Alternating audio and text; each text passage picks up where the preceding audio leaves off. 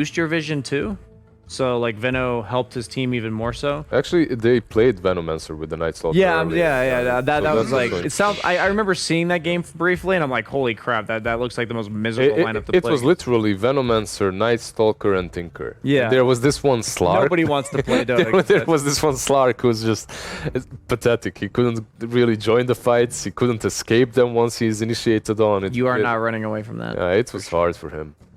Right, Omegalil, they continue with the Lich pick. Nothing really, extraordinary from that. Just your classic position 5. It's decent versus Night Stalker, I suppose. But Undying, we have it again. We don't have Suns fan here or Lacoste hating on the hero. But so far, 0%. Is it? Yeah. How many? 9 games? I'll double check because that's been used a lot. 9, 10 games, we have 0%. I've only seen like one Undying in my EU minutes. pubs. I don't really understand why it's getting picked so much. Like I'm telling you, every other hero I've seen be out in this tournament has like shown up in my pub a decent amount. Undying is at 7 picks, 19 bans, and 0 wins. All right. Wow. It's been respected with the bans as well.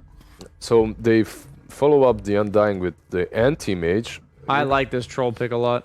The Troll's troll is only instant weakness is answer. stuns, and they have literally 0. It's a decent lane as well. It's not, like you're just going to attack this Night Stalker out of the lane early on until the night comes at least, and even after the night comes, you're usually beefy enough to just stand your ground. You shouldn't be way too worried at least. Because Night Stalker's silence no longer gives mischance. It used to be a single target silence that gave mischance. Now it's like an AoE no mischance. I think the heroes that are best against it are just like man the F up kind of heroes that used to care about missing and now they just don't care anymore. And eventually you're gonna buy that BKB anyway, Yeah. so you won't care about popping your ulti. You'll manage to do Exactly. it. They don't really have a lot of saves for the troll, no oracles or anything like You that. don't need one, But though. you don't. Yeah, he'll be fine. Based on the lineup he's against, like I usually don't like Troll because if you compare him to something like an Anti-Mage, he often likes to go for like one small farming item, if not, a whole Battle Fury. And during that phase that he's ever hitting creeps, he's really gankable. He doesn't feel strong at all. Like to independently farm. It depends. Like for me, Troll has 3 different item builds. You go for the Diffusal, the Maelstrom, or the Battle Fury. Yeah. Right? These 3, depending on how your game is going, who you're playing against, and what the general idea is. So what I'm basically adapt, saying is like he's a hero that if given the space to farms really fast. Yeah. But usually you're not allowed to farm alone like an Anti-Mage because you're way easier to kill. And usually it's because they have like 2 or 3 stuns that kill you. In this case, unless he's like in the middle of nowhere, I don't think those heroes can actually kill him. They need an extremely active mid laner on Voldemort. That buys an Orchid. Yeah, they need something that's gonna pair up with this Night Stalker because you have a very slow Undying and this Disruptor. It's not; these 2 heroes won't really complement the Night Stalker with his rotations into the enemy jungle early on.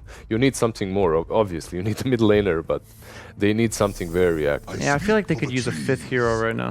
A 5th hero is usually a good thing. That'll round out the draft really nicely. And they go for the Prophet. What's very interesting about this game so far, this series, is that Magnus is untouched. It's a hero that's been picked up or banned. I don't think they can get away with it here in this game. Yeah, I agree.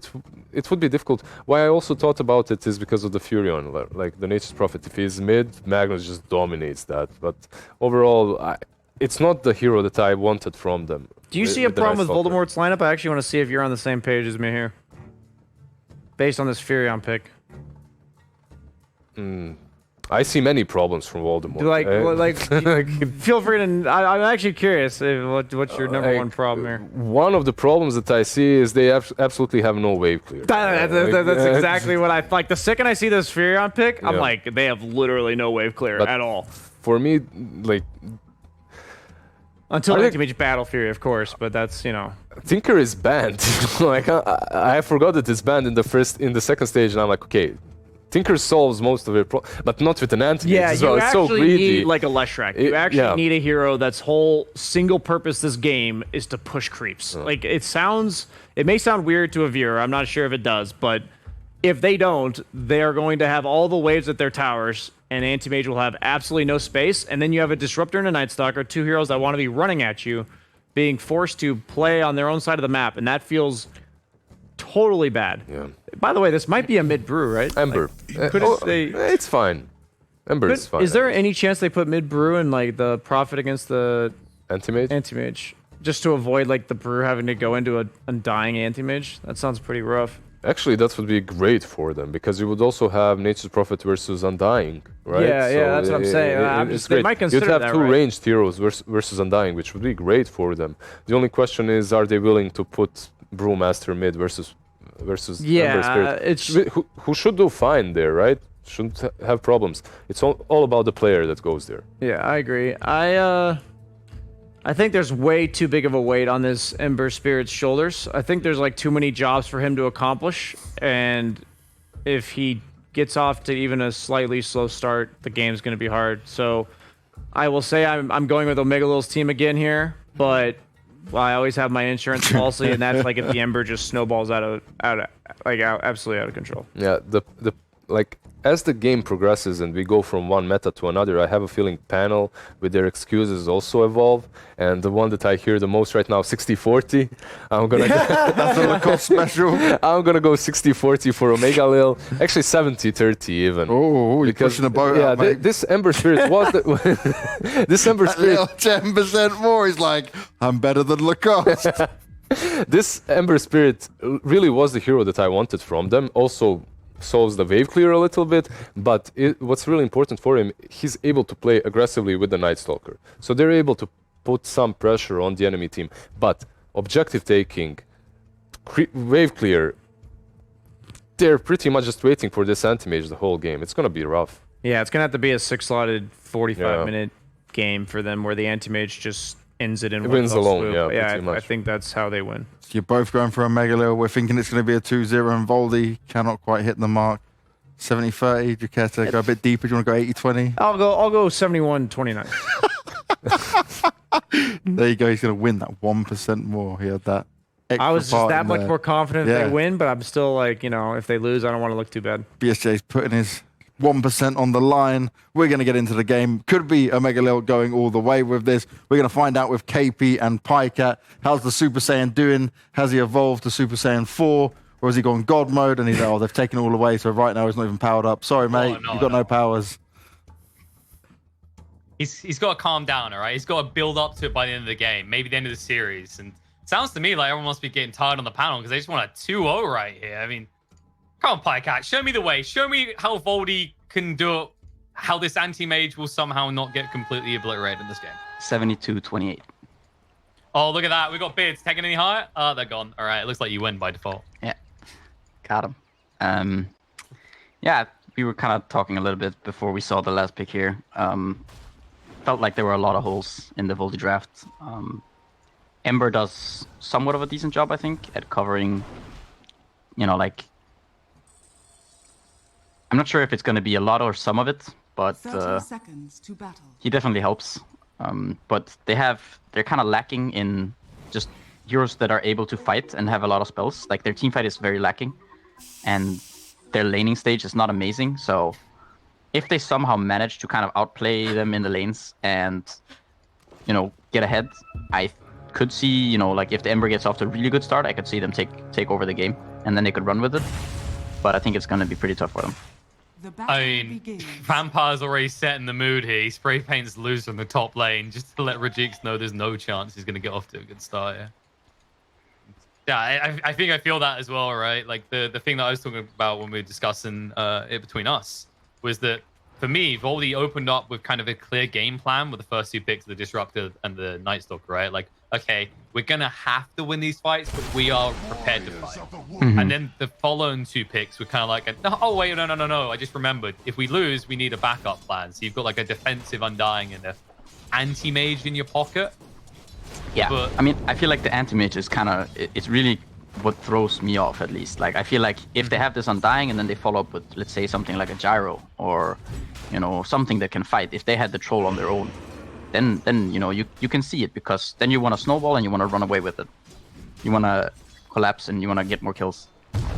But with the anti-mage, it just, there's something that, there's a disconnect. We're going to see maybe bottom first blood on the Night Stalker here. Yeah, Boogie, one more hit will bring him down. That flies through. Kellen is able to get the kill.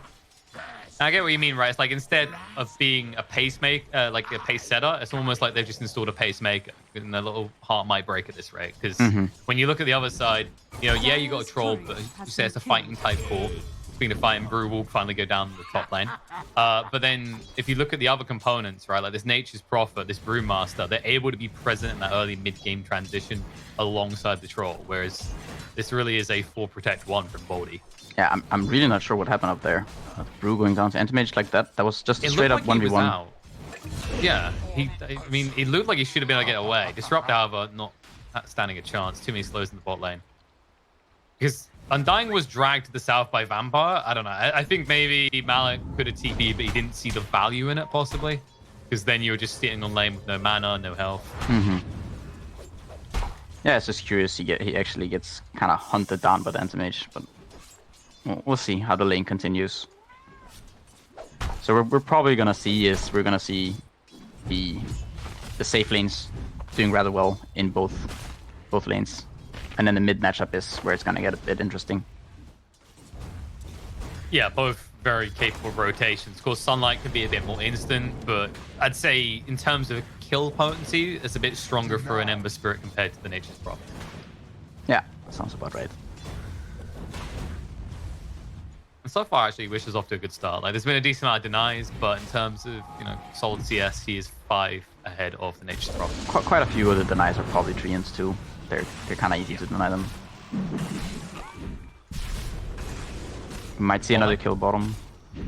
These slows are pretty overwhelming. You kind of feel bad for the Disruptor. He will stay alive, and he does have the salve to get him back up straight away. Darara has his own salve, so really it's just going to be exchanged. But that's kind of the preview. Now that you've burnt through that salve, like next time you see the Disruptor standing forward, you might just go on top of them.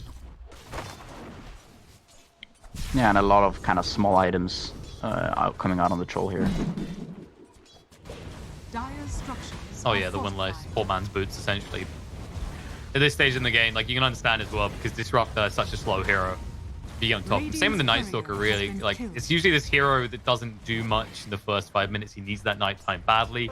That's why usually you pick a support that can cover that weakness, right? Like, usually things along the lines of Rubik's that can make sure you don't die. Yeah, Rubik is definitely one of the stronger force, like in the lane, just to secure the lane. I think he's actually the most picked. I won't say the most picked support, or like, I think Phoenix maybe is ahead of him, but he's definitely in the top 10 most picked so far in this patch. Yeah, I mean, and he's always kind of up there, right? Like, there's almost never a patch where Rubik is just really bad. I feel like it's one of those patches where just like Lone Druid and Nature's Prophet and Naga Siren, when they were, this is like TI3, I think, and even at that point he was usually good too. So it's just the hero he's always been around. That's true. I guess the other way to look at it as well is with the changes to kind of like that lane dynamics, Fade Bolt has just felt better and better over time, right? Now with the damage reduction, it's feeling so strong. It feels like it almost wins any lane by default. Not win it, but it brings it to a draw, right? Like, if your risk is we could die in lane, then Rubik's the one that offsets that risk for you. Yeah, I also think it matters. I mean, it's like how people have started realizing what you do in lanes. You know, like if you're playing a losing lane, you just push it. If you're playing a winning lane, well, you kind of also want to push it. But, you know, it's just lane dynamics have kind of shifted through time, and people have realized the value of this hero. Always lived himself, at least. And they will jump on top of him because of that. They shouldn't be able to kill him. They'll just make sure that he doesn't feel comfortable with the situation. However, Rajix might not be comfortable against Malik. The right click, I think he might be able to get him at this rate. The Wrath of Nature through isn't good enough, but Nature's Prophet is arriving. He'll go for the easy kill on the Yol. And they already took out the Disruptor in the bot lane. Maximum value coming out of Sunlight's ultimate there. Yeah, the bounces hit the Disruptor on the bottom. And they get a kill top. It's always that thing that you kind of forget about as well. Like, I think the maximum nuke is around, is it 600 on the final bounce? Yeah, I can't remember the exact numbers, and also with the added 25% reduction, but it's a very high number on the last bounce. Yeah, it's pretty dirty. It's kind of why we've been seeing so much Nature's Prophet these days. Like, people were more appreciative of that. Was essentially what feels like a finger of death at 6, but more easy to use. Hey, you should see the lines I get in my games, alright? They sometimes forget they've even got it. Whereas, you know, Nature's Prophet's like, I'm just going to press this button. It might be a finger of death, or it's just going to get me a bunch of gold from creeps anyway. Right. Or I'll just take the farm from my carry. Who knows? Yeah, I wanted you to have that one. I was like, and now he's going to give the carry perspective, which is pinging, and why have you taken 3 of my creeps? Yeah, that's the Nature's Prophet ult roll left. Well, Nature's Prophet is forced back to face, which means that Wish can actually get some pressure onto this tower. Not something you usually see when it's the Nature's Prophet in a lane. You expect him to be the one applying pressure to towers. Top lane, there is a bit of a bout back and forth, but it's hard for Malik. Like, he's so reliant on this stick now because he's always being burnt out of all of his mana. Yeah, I mean, it's usually how a lot of lanes go against anti-mage when you're not that much stronger than him. You kind of just have to go down to, you know, almost 0 mana and rely on sticks to be able to fight him just so he can't go on you. Yeah, you just start mashing your spell buttons because it's easy that way. In bot lane, there we go. That was the final bounce. Planned that perfectly. That's not boding well for the side of Voldemort. I mean, they're 2,000 gold behind, and now her Night Stalker, this is the point in the game where he shouldn't really be that easy of a kill. Nighttime is meant to be fight time for him, but instead he's constantly on the run. Yeah, I mean, that's kind of what happens when you're playing up against this, like, Lich Troll. It's probably one of the strongest lanes, like, you can kind of create in Dota at the moment, I think, in your safe lane. So, not really what you want to play up against, especially when you have Disruptor on your own side, who is not the strongest laner. That's right. I mean, like, if you could choose to be, let's say, like, you didn't have the rest of the draft, like, if you could choose between Troll or Anti-Mage right now as a carry, I choose what's Troll. kind of favorable? Troll, definitely Troll. It feels like Dota's been pivoting that way for a long time, where you can still have these 4 protect ones, but you want that option to have your carry join these fights early on, right? Yeah, and it's also about, I think, how the kind of Troll versus Anti-Mage matchup generally goes. It's just Troll will just peak so much earlier, and even when Anti-Mage gets a bunch of items, the Troll can... It's usually very difficult to man-fight the Troll. You need to get so late into the game. That's true. Like, I think it'd be fair to say, like, if they're both 6 slotted, really the edge Anti-Mage has is mobility in the fights, but Troll isn't an easy target to breach. And yo, I mean, that is an easy target right there, and he even gives the bonus gold. I always love it when Undyings do that. It's almost like there's a reason people don't want to pick this hero much, and it doesn't win much right now. Yeah, Undying That's playing the big into a overlord. bunch of range heroes is never too much fun. It's not going to get any easier as well, because the other thing I'm maybe concerned about for him is his job is to kind of bodyguard the anti-mage, right, for as long as possible. And it's not as if you can't just move past the Undying. Like, they have heroes, they have ways of reaching Rajix. Split coming out from Malik in the meantime. Rajix is not able to get the Mana Void Alpha at the time. Now Volty need to retreat. Wish is going to be forced back. Rajix taking a lot of damage in the meantime. Needs to actually just get out of here. And that does mean they'll be able to give the tier 1 top. In the meantime, in the bot lane, though, Night Stalker gets brought down. And Kelly, he might be able to get Nico as well. One route would be enough. One route to rule them all, but he won't get it. Top. Malik's actually just fighting Rajix now. Rajix is making mistakes. He needs to back away. One more hit would do it. They'll bottle him up. Wish saves the day. Needs to just back away. Vampire does have the lift, so it will create that space, but they're hunting in. They have got the Mana Void work. The clap's going to come out, and now Nature's Prophet is arriving again. He just goes straight for the clicks on the Rajix. The root's going to come out. He gets the vision with the Sprout. One more hit would do it. They bring down the Anti-Mage, and they're trying to get a kill into Yol as well. The Wrath of Nature through isn't enough to bring him down. It is a double kill for Wish. The problem is you lose your Anti-Mage while the Troll on the other side not only farm and he's getting kills at the same time. I still think that's cheeky. I still think you're really happy if you're a Voldy right now. Like, getting this triple kill on the Ember, this is exactly what you need. This is the hero that's gonna let you play the game for as long as you need until the Anti-Mage and now even the Night Stalker, who has suffered so much in the early game. Like, until they're able to come online. So I think you're happy with this. Just getting a lot of levels and gold on this Ember, so he's gonna be able to fight. That's true, especially when you consider like the item value, because he is going for the drums. Like, they need that kind of accelerant. Like, you mentioned the Night Stalker right now. He knows he can't fight off the back of what he has. So he does really benefit from Wish being that accelerant in the team. Up in the top lane. Oh, is there going to be a root? I was just watching that, because we've all been there when the Troll just casually walks in. It's the Ursa with a basher effect. Always the first hit. Yeah, it's a sad day if you get... If it's a first hit root, first hit bash, you know, then Dire's top tower has has fallen. You know. You just alt tab out. You know you're done. You just know that luck is not on your side. You know. You're not gonna take those risks anymore. You're taking this as like some sign from the gods. So right now, Rajik's like, yes, Gaben favors me this day. I can be more risky than usual. Nightstalker, however, can not take any risks, as is proven again in the bot lane. And we have a very, very early Orchids out on the Nature's Prophet here. 11 minutes with power threads and Can he Orchids. show up top to assist Kellen in time, though? That's the question. Because Kellen is in a lot of trouble. He does not have the mana to try and use the Battle Trance. They can just chase him down, and they will pop him the Mana Void instantly. Are fortified. Sunlight's like, I don't know what the problem is. This isn't what I'm about, fam. All right, I just want to hit buildings. Yeah, a little bit curious that they kind of left him, or that he went up there on his own and just...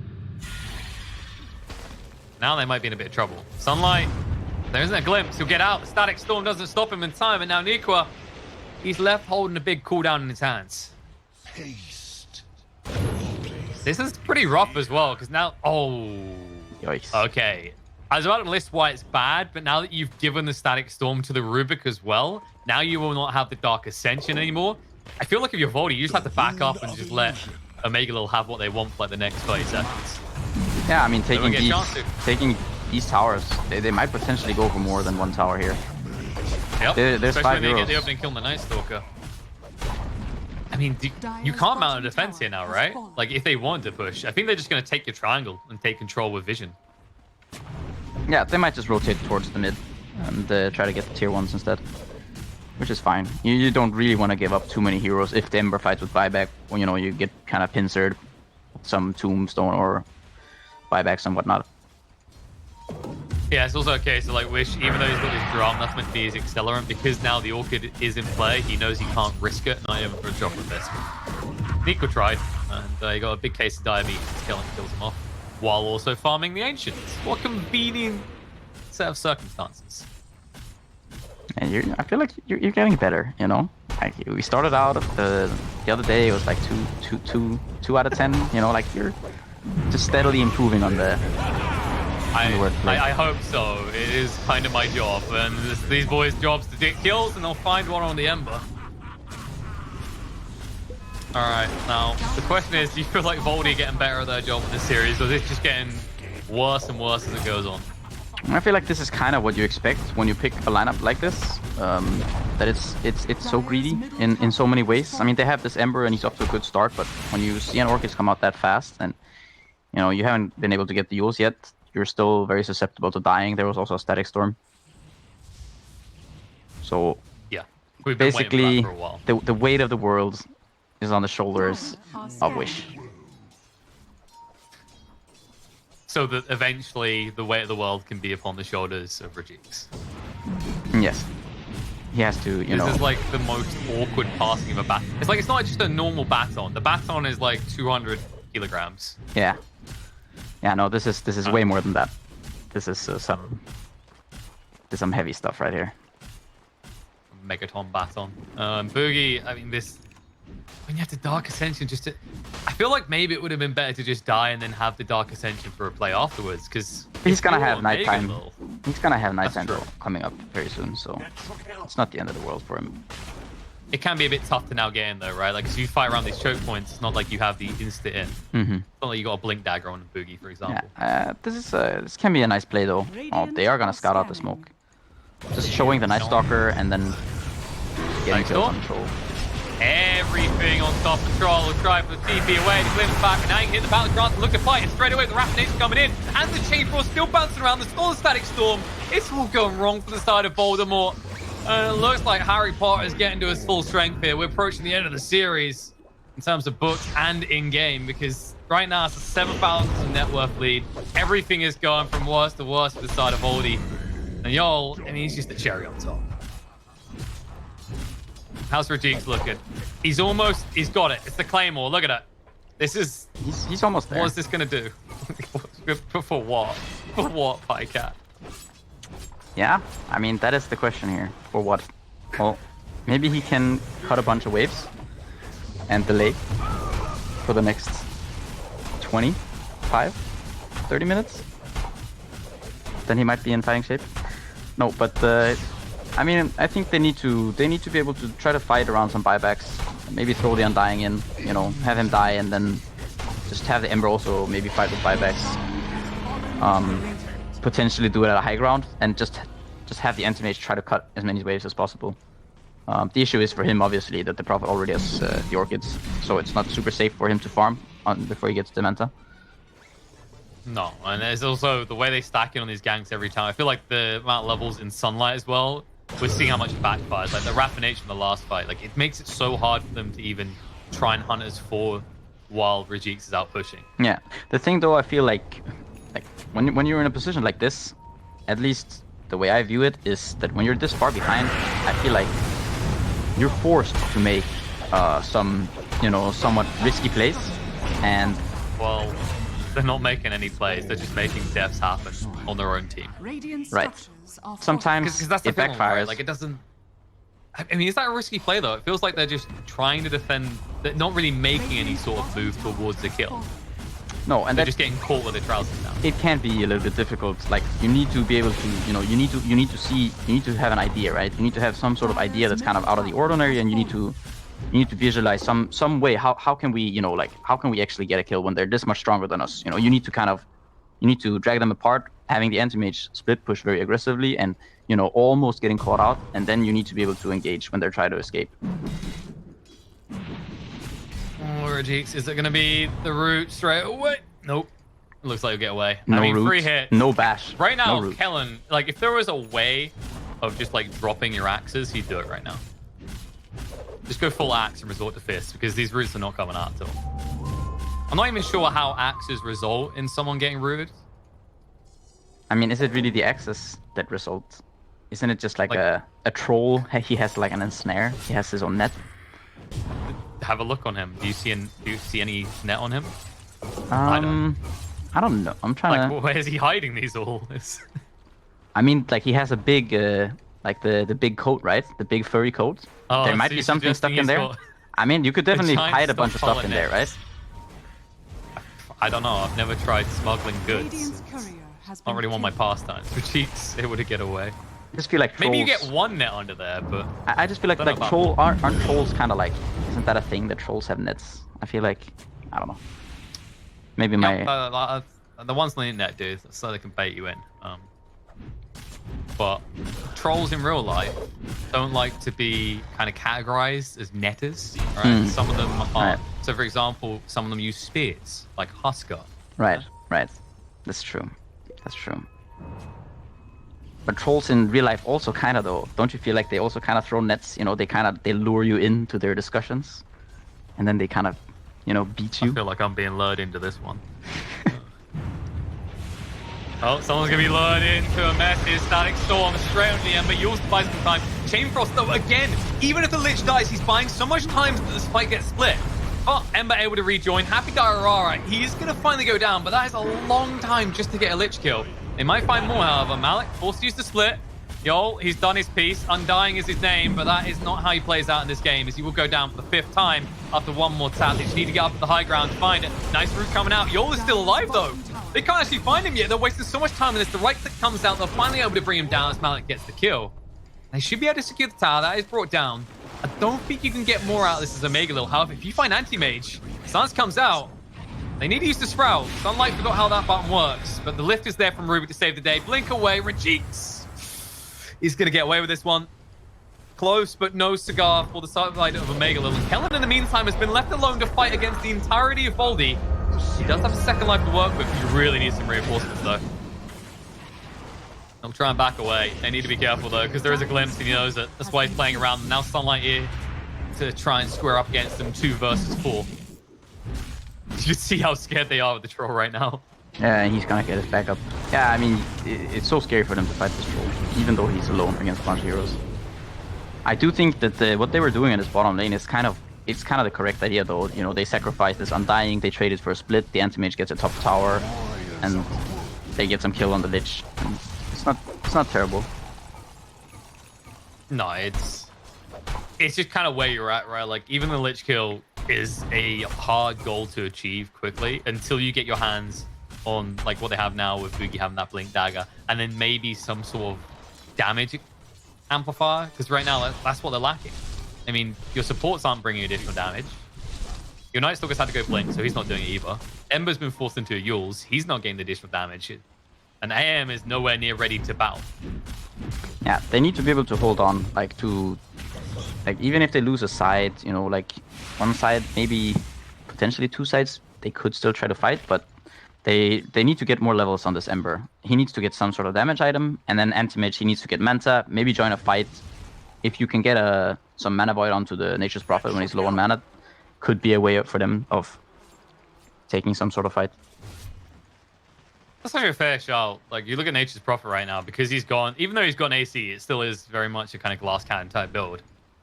Because, like, mana-wise, 1200, and then his health is around the same. He like, might you get can just caught pop out him here. if you get him.